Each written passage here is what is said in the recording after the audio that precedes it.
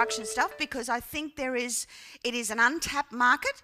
I think there is a huge opportunity to build at wholesale and rent at retail. And when we're talking commercial, when we talk, industrial sheds and that kind of stuff, when you can build at wholesale, meaning that your raw cost of the project is the land plus the building. No profits in there for anybody else and whatever else. And then you can rent it at retail.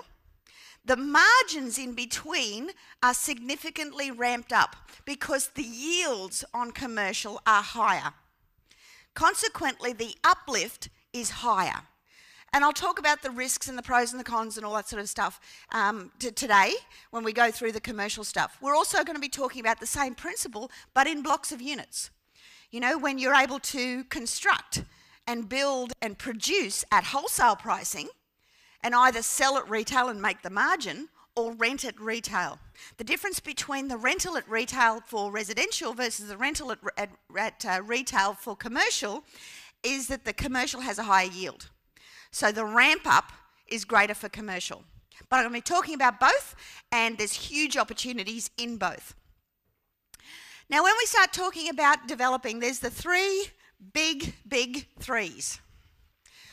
The big three big musts. I don't know why I got two bigs in there. These slides are funny, aren't they?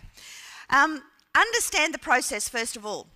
So when you can understand what you've got to do, what is the process? What are the steps? What's the next thing that you've actually got to go and do? Or at least know who to ask. Because a lot of the things that you're going to come across in developing is, okay, who do I go to? What's the next specialist? What's the next expert? Something you understand when you get into developing is that you are just the organiser. You can't be everything. There are so many people who have to add their bit to your pie, and you have to coordinate that bit and then put it all together and submit it for approval. It's like doing an exam in school.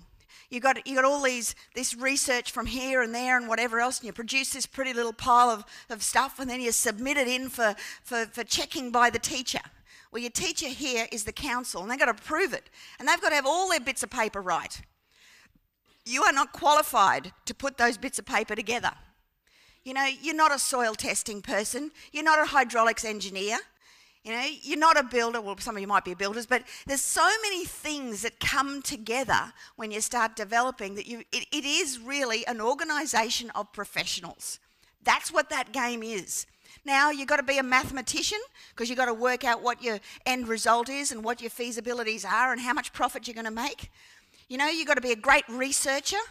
You've got to be a great coordinator, because that's really what you're doing, coordinating all these bits of paper together.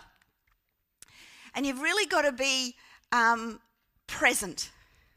This is really an exercise in being in the now, in the present. You've got to be on the job, on top of what's happening at every point in time throughout the entire project. It's not something that you just let happen on the side and you go and check on occasionally.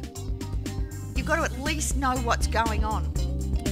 The next big one of the first deal, well, I basically replaced my income out of it, not passively, well, equity-wise. Pulled out $53,000 equity out of the first deal, and after the 4 deals in 6 months, I've pulled out over $200,000 equity within 6 months and have a